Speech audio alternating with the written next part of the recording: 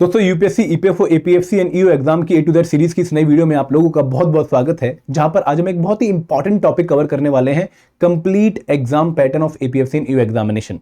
दोस्तों exam pattern के regarding हमारे मन में बहुत सारे डाउट होते हैं कि भाई कितनी स्टेज में एग्जाम कंप्लीट होगा, हर स्टेज के बीच में हमें कितना टाइम गैप देखने को मिलेगा, हर स्टेज की वेटेज कितनी है, क्या यहाँ पर नेगेटिव मार्किंग है, क्या यहाँ पे सेक्शनल टाइमिंग है, क्या यहाँ पे सेक्शनल कट ऑफ है। तो जितने भी डाउट आपके हैं एग्जाम पैटर्न के रिगार्डिंग वो इस वीडियो में रिजॉल्व होने वाले हैं, तो वीडियो एंड तक पक्का देखिएगा। लेकिन आगे बढ़ने से पहले मैं आप लोगों से रिक्वेस्ट करूंगा कि अगर आप ये सारी इन्फॉर्मेशन रिटन फॉर्म में चाहते हैं तो आपके पास हमारी एक कंप्रेहेंसिव गाइड बुक पक्का होनी चाहिए। ये इन्फॉर्मेशन मैं आप लोगों को बोल के बता रहा हूं, अगर आप इसी को अपने पास रखना चाहते हैं संजो के for long period of time और बार बार उसको रिविजिट करना चाहते हैं तो आप एक कंप्रेहेंसिव गाइड बुक पक्का डाउनलोड कर लीजिएगा, because this is the one stop solution for all the information regarding APFC examination और आपके लिए टोटली फ्री है। लिंक इस वीडियो के डिस्क्रिप्शन में दिया गया है। तो तब शुरुआत करते हैं हमारे आज के टॉपिक की, complete exam pattern of APFC examination and EO examination. हम यहां पर किन किन तरीकों से चीजों को समझने की कोशिश करेंगे। सबसे पहले हम बात करेंगे कि भाई इन एग्जाम्स की स्टेजेस कितनी है और हर स्टेज की कितनी वेटेज है, मतलब जितनी भी स्टेज है उनकी ओवरऑल एग्जाम स्कीम में कितनी वेटेज आप लोगों को देखने को मिलेगी। फिर हम बात करेंगे रिक्रूटमेंट टेस्ट के पैटर्न की, फिर हम बात करेंगे इंटरव्यू के पैटर्न की और लास्ट में हम बात करेंगे आपके डाउट्स की, आपके क्वेरीज की, उनका आंसर मैं आप लोगों को देने की कोशिश करूंगा। एंड दोस्तों अगर इस वीडियो के बाद आपका कोई डाउट बच भी जाता है तो कमेंट सेक्शन आप लोगों के पास है, वहां पर आपने अपना डाउट जो है लिख देना है और मैं आपका डाउट वहीं पर ही आंसर करूंगा। ठीक है, तो आप लोगों को मैं पूरी कोशिश करूंगा कि इस वीडियो में कोई भी डाउट ना रहे। अगर फिर भी कोई डाउट है तो आप कमेंट सेक्शन यूटिलाइज कर सकते हैं। तो शुरुआत करते हैं इस वीडियो की। दोस्तों जब मैं एपीएफसी और ईओ एग्जाम के पैटर्न के रिगार्डिंग बात करता हूं तो सबसे पहले बच्चों के मन में डाउट ये आता है कि सर एपीएफसी और ईओ एग्जाम का क्या पैटर्न सेम है? असिस्टेंट प्रोविडेंट फंड कमिश्नर जो एग्जाम है और जो enforcement officer, account officer exam है, क्या इनका पैटर्न हमें सेम देखने को मिलता है? बिल्कुल, इन दोनों एग्जाम्स का जो पैटर्न है वो अभी तक एग्जैक्टली सेम है। जो पैटर्न एपीएफसी एग्जाम में फॉलो होता है जनरली वही पैटर्न आप लोगों को ईओ एग्जाम में देखने को मिलता है और अभी तक पैटर्न में कोई डिफरेंस नहीं है। तो आप ये मान के चलिए कि दोनों एग्जाम्स का पैटर्न आप लोगों को सेम देखने को मिलेगा। हाँ, अगर फ्यूचर में कोई चेंज होगा तो यूपीएससी आपको नोटिफिकेशन में वो अपडेट करके देगी। अब दोस्तों एक और बच्चे के मन में क्वेश्चन ये आता है कि सर ये जो एपीएफसी एग्जाम है या ईओ एग्जाम है, इन दोनों का सिंगल पेपर होता है फिर कोई अलग अलग पेपर कंडक्ट होता है? तो याद रखिएगा कि भाई एपीएफसी का अलग पेपर कंडक्ट होता है और ईओ का अलग पेपर कंडक्ट होता है। अब दोस्तों बच्चों के मन में एक और सवाल आ जाता है कि सर क्या ये पेपर एक ही दिन होंगे, अलग अलग होंगे, लेकिन क्या एक ही दिन होंगे या अलग अलग दिन कंडक्ट होंगे? अब यहां पर भी आपने जो है पॉइंट माइंड में रखना है कि अगर इन दोनों वैकेंसीज की, एपीएफसी और ईओ वैकेंसीज की नोटिफिकेशन एक ही दिन आती है, जैसा कि 2023 में हुआ था कि भाई 25 फरवरी 2023 को एक ही नोटिफिकेशन में एपीएफसी की वैकेंसीज को भी रिलीज किया गया था और ईओ की वैकेंसीज को भी रिलीज किया गया था, तो उस केस में नोटिफिकेशन के बाद आपको एग्जाम भी सेम डे पर देखने को मिला था। मॉर्निंग में 9:30 से 11:30 ईओ एग्जाम हुआ था और इवनिंग में उसी दिन 2:30 से 4:30 एपीएफसी एग्जाम हुआ था। तो अगर नोटिफिकेशन एक ही दिन आती है तो एग्जाम एक दिन हो सकता है, अदरवाइज ये भी चांसेस है कि भाई एग्जाम अलग अलग दिन भी हो सकता है, बट पेपर दोनों एग्जाम्स के अलग अलग होंगे और दोनों एग्जाम्स का पैटर्न एग्जैक्टली सेम होगा। अब ये पैटर्न है क्या? देखिए दोस्तों, इस एग्जाम की सबसे बड़ी ब्यूटी, सबसे बड़ी खासियत ये है जो बच्चों को काफी पसंद आती है कि भाई ये 2 स्टेज एग्जाम प्रोसेस है। यहाँ पर 3 स्टेजेस नहीं है कि भाई आपको पहले प्रीलिम्स देना पड़ेगा, फिर आपको मेंस देना पड़ेगा और फिर आपको इंटरव्यू देना पड़ेगा। नहीं, 3 स्टेज एग्जाम प्रोसेस नहीं है, ये 2 स्टेज एग्जाम प्रोसेस है, जहां पर सबसे पहले है एक रिक्रूटमेंट टेस्ट और रिक्रूटमेंट टेस्ट अगर आप क्वालिफाई कर लेते हैं तो आप सीधा इंटरव्यू राउंड पे जाएंगे।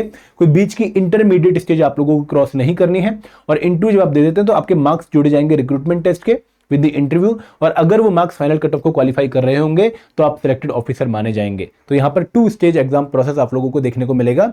अब दोस्तों इनमें जो पहली स्टेज है वो है रिक्रूटमेंट टेस्ट। रिक्रूटमेंट टेस्ट किस तरह का टेस्ट है? एक ऑफलाइन ऑब्जेक्टिव पेपर है। ऑफलाइन का मतलब क्या है? भाई यहां पर आप लोग एक सेंटर पे जाते हो, सेंटर पे जाके आप अपने रूम पे जाते हो, आपको इन्विजिलेटर एक पेपर देता है, पेपर के अंदर एक ओएमआर शीट होती है, पेपर के ऊपर क्वेश्चन आंसर वगैरह क्वेश्चन लिखे होंगे और जो राइट आंसर है वो आपको ओएमआर शीट पे मार्क करना है। पेपर का जब टाइम खत्म हो जाएगा आप ओएमआर शीट टीचर को सबमिट कर दोगे और पेपर लेके अपने घर आ जाओगे। तो यहाँ पर आपको फिजिकल पेपर देखने को मिलता है और आपको ओएमआर शीट देखने को मिलती है। यहाँ पर कोई कंप्यूटर बेस्ड टेस्ट नहीं है आईबीपीएस की तरह जहां पर आप अपने राइट आंसर्स को कंप्यूटर में मार्क करते हैं। नहीं, यहाँ पर एक फिजिकल पेपर ओएमआर शीट है। तो यहाँ पे जनरली आपको जो पैटर्न है वो यूपीएससी प्रीलिम्स एग्जाम की तरह देखने को मिलेगा, फिजिकल पेपर देखने को मिलेगा। तो ऑफलाइन का मतलब क्या है कि भाई यहां पर सेंटर पे जाके आप लोगों को फिजिकली जो पेपर है उसमें क्वेश्चन देखने को मिलेंगे और आपको राइट आंसर ओएमआर शीट में मार्क करना है। अब ऑब्जेक्टिव का मतलब क्या है? ऑब्जेक्टिव का मतलब यह है कि भाई यहां पर सारे के सारे जो क्वेश्चन होंगे वो मल्टीपल चॉइस क्वेश्चन होंगे। मल्टीपल चॉइस क्वेश्चन कौन से होते हैं, जहां पर एक क्वेश्चन उसके 4 ऑप्शन होंगे। तो यहां पर आप लोगों को ऑब्जेक्टिव पेपर देखने को मिलेगा, एक भी सिंगल डिस्क्रिप्टिव क्वेश्चन आप लोगों को देखने को मिलने वाला नहीं है। तो आप लोगों को उसकी टेंशन नहीं लेनी, कोई मेंस टाइप का एग्जाम यहां पर नहीं होने वाला, सिर्फ एक ऑब्जेक्टिव पेपर है ऑफलाइन मैनर का। तो ये रिक्रूटमेंट टेस्ट है।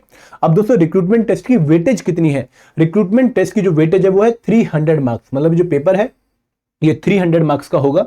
तो इस पेपर में अगर आप जो कट ऑफ क्वालिफाई कर लेंगे तो आप इंटरव्यू राउंड में जाएंगे, और इंटरव्यू आप लोगों का अगेन ऑफलाइन होता है, और ये इंटरव्यू दिल्ली में ही कंडक्ट होगा, इंडिया में और कहीं कंडक्ट नहीं होता है। दिल्ली के धौलपुर हाउस शाहजहांपुर रोड जो यूपीएससी का ऑफिस है वहीं पर आपका जो है इंटरव्यू कंडक्ट होता है, और बहुत शानदार इंटरव्यू इनका कंडक्ट होता है। आप लोगों को बहुत मजा आएगा इस इंटरव्यू में, और ये इंटरव्यू 100 मार्क्स का होता है।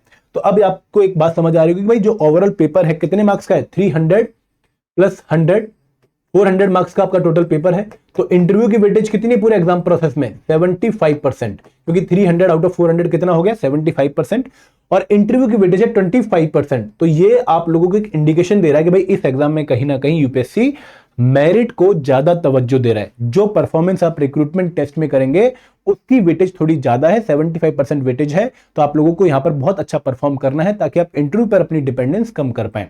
क्लियर है कि 2 स्टेज एग्जाम प्रोसेस और कितने डिफरेंट स्टेजेस के मार्क्स हैं। आगे बढ़ते हैं, अब हर एक स्टेज को एक्सप्लोर करते हैं। देखिए पहली स्टेज जो आती है वो है रिक्रूटमेंट टेस्ट। मैंने आपको बताया कि भाई एक ऑफलाइन ऑब्जेक्टिव पेपर है, आपको एक पेपर देखने को मिलेगा जिसके फ्रंट पेज में इंस्ट्रक्शंस देखने को मिलेंगी। अब यहां पे मैंने आपको एक डाउट पहले रिजॉल्व करके दे दिया कि भाई क्या एग्जाम सेम डे होगा या अलग अलग दिन होगा। देखिए अगर एग्जाम सेम डे होता है, ठीक है, अगर एग्जाम सेम डे होता है तो आप लोगों को जो डेट है वो 9:30 से 11:30 एक पेपर की और 2:30 से 4:30 दूसरे पेपर की देखने को मिलेंगी, जैसा कि 2023 में हुआ था। लेकिन अगर एग्जाम अलग अलग दिन होगा तो जनरली जो डेट है वो टाइम जो है वो 9:30 से 11:30 होता है अलग अलग दिन, क्योंकि यूपीएससी का स्टैंडर्ड टाइम है एग्जाम कंडक्ट करने का। अब दोस्तों रिक्रूटमेंट टेस्ट का पैटर्न क्या है समझिएगा ध्यान से, कि भाई आपको एपीएफसी या फिर यू एग्जाम दोनों के लिए 120 मिनट ईच मिलेंगे सॉल्व करने के लिए पेपर को। मतलब जो टाइम लिमिट आपको एलोकेट की जा रही है पेपर सॉल्व करने के लिए वो कितनी है, 120 मिनट, मतलब 2 घंटे का टाइम आप लोगों को मिल रहा है। इन 2 घंटों में आपके सामने 120 क्वेश्चन होंगे, जो आपकी बुकलेट होगी क्वेश्चन बुकलेट, इसमें 120 क्वेश्चन होंगे। हर क्वेश्चन इक्वल मार्क्स 2.5 कैरी कर रहा होगा। तो टोटल पेपर आपका कितने मार्क्स का हो गया, 120 इंटू 2.5, 300 मार्क्स का हो गया।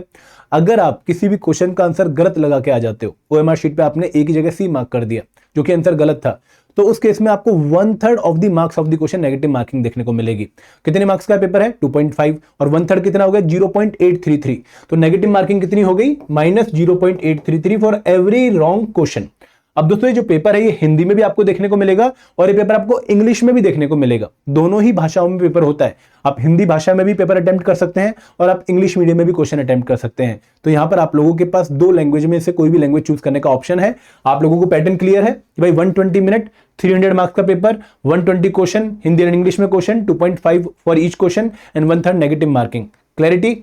और दोस्तों यहां पर एक बात आपने और समझनी है कि यहां पर कोई सेक्शनल टाइमिंग नहीं है कि भाई आपको हर कंपोनेंट के लिए एक पर्टिकुलर टाइम दिया गया हो, जैसे कि बैंकिंग एग्जाम में होता है, सीजीएल एग्जाम में होता है, या फिर आरबीआई ग्रेड बी एग्जाम में होता है कि क्वांट के लिए आपको 25 मिनट ही मिलेंगे, रीजनिंग के लिए आपको 20 मिनट ही मिलेंगे। नहीं, यहाँ पे पूरे पेपर में 120 मिनट का टाइम आपको दे रहे हैं। आप उसमें से मतलब आधा घंटा इंग्लिश पे लगा दो, ठीक है, 40 मिनट पॉलिटी पे लगा दो, वो आपकी मर्जी है। आप किस डोमेन पे कितना टाइम लगाना चाहते हो, किस सब्जेक्ट पे कितना टाइम लगाना चाहते हो, ऐसे आपको फ्रीडम है। कोई सेक्शनल टाइमिंग का जो प्रोविजन है वो आपको यूपीएससी अपनी तरफ से नहीं दे रहा है। सिमिलरली यहां पर कोई सेक्शनल कट ऑफ का प्रोविजन भी नहीं है कि आपको हर कंपोनेंट में कुछ मिनिमम मार्क्स स्कोर करने हैं। नहीं, ये बाकी एग्जाम्स में होता है, लेकिन इस एग्जाम में ऐसा नहीं है। आप लोगों को यहाँ पर कोई सेक्शनल कट ऑफ का क्राइटेरिया भी देखने को नहीं मिलेगा। आपको एक ओवरऑल कट ऑफ देखने को मिलेगी इस पूरे पेपर की, जो कि हर बार वेरी करती है। कई बार 178 गई है, कई बार 190 गई है। हम आगे वाली वीडियोस में इसको डिस्कस भी करेंगे कि भाई कितनी कट ऑफ जाती है। बट यहाँ पर आप लोगों ने एक बात समझनी है कि कोई सेक्शनल टाइमिंग नहीं है, कोई सेक्शनल कट ऑफ भी नहीं है। यहाँ पर एक ओवरऑल कट ऑफ जाती है जो कि हर बार वेरी करती है। जो बच्चा ओवरऑल कट ऑफ क्वालिफाई कर लेता है वो कहां पर जाएगा, वो जाएगा इंटरव्यू राउंड में। और दोस्तों यहां पे ना जनरली हमने पुराने पीरियड्स में देखा है कि इंटरव्यू और रिक्रूटमेंट टेस्ट के बीच में आप लोगों को बहुत सारा गैप देखने को मिलेगा, बहुत सारा टाइम गैप देखने को मिलेगा। जनरली इंटरव्यू 1 साल बाद भी कंडक्ट हुए हैं, तो आप लोगों को कहीं ना कहीं प्रिपरेशन एक रेगुलर कंसिस्टेंट मैनर में इंटरव्यू की करनी चाहिए। और ये इंटरव्यू जो है कहां पर होते हैं, ये इंटरव्यू धौलपुर हाउस यूपीएससी के ऑफिस में होते हैं और 100 मार्क्स का आप लोगों का इंटरव्यू होता है। और इंटरव्यू भी आप हिंदी या इंग्लिश किसी भी भाषा में दे सकते हैं। और दोस्तों यहां पर एक पॉइंट आप लोगों ने ध्यान देना है कि रिक्रूटमेंट टेस्ट में कोई मिनिमम मार्क्स का क्राइटेरिया नहीं था कि भाई आपको इतने मिनिमम मार्क्स स्कोर करने ही करने। वहां पर एक कट ऑफ है जो हर बार वेरी होगी, वो मार्क्स से ऊपर आपके मार्क्स होने चाहिए। लेकिन यहां पर आपको पहले ही बता रखा है भाई इंटरव्यू में आपके मिनिमम मार्क्स इतने आने चाहिए, तभी आपका ओवरऑल स्कोर चेक किया जाएगा। अभी मिनिमम मार्क्स क्राइटेरिया क्या है, ये category wise minimum marks criteria है कि भाई अगर आप अनरिजर्व कैटेगरी या फिर ईडब्ल्यूएस कैटेगरी से बिलोंग करते हैं तो आपके जो मार्क्स है इंटरव्यू में वो 50 या फिर 50 से ज्यादा होने चाहिए।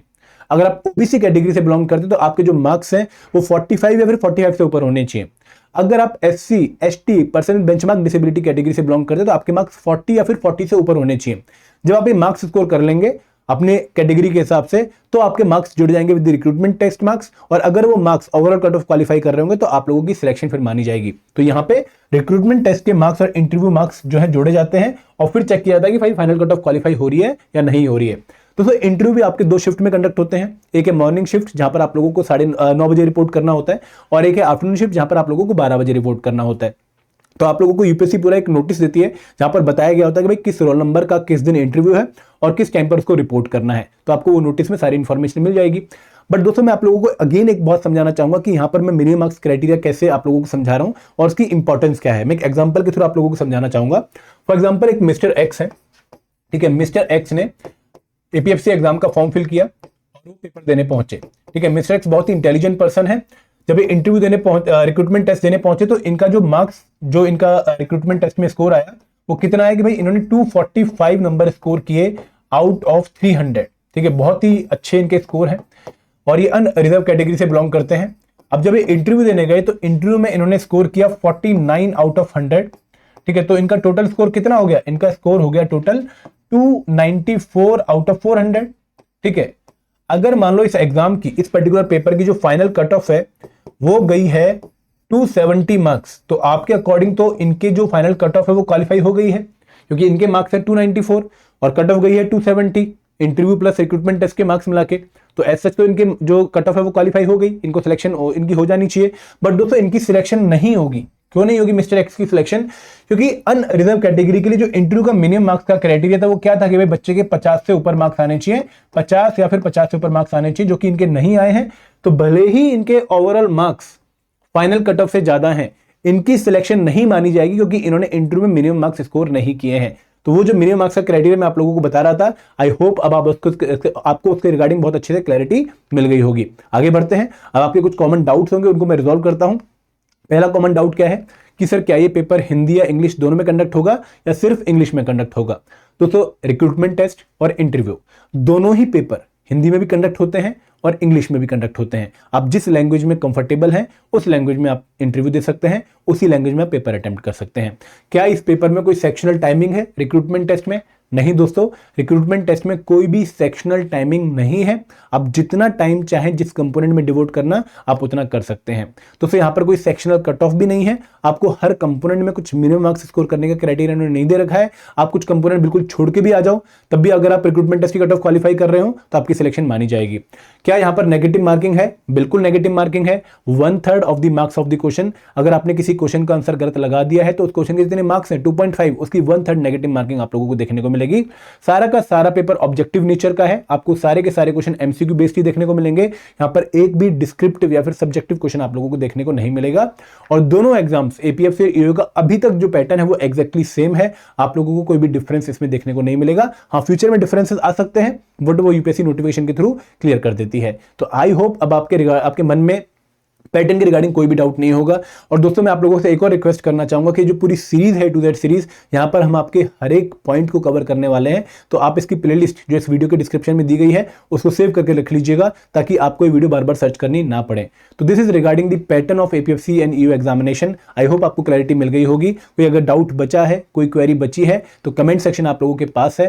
This is all from my side. Thank you very much. जय हिंद, जय भारत।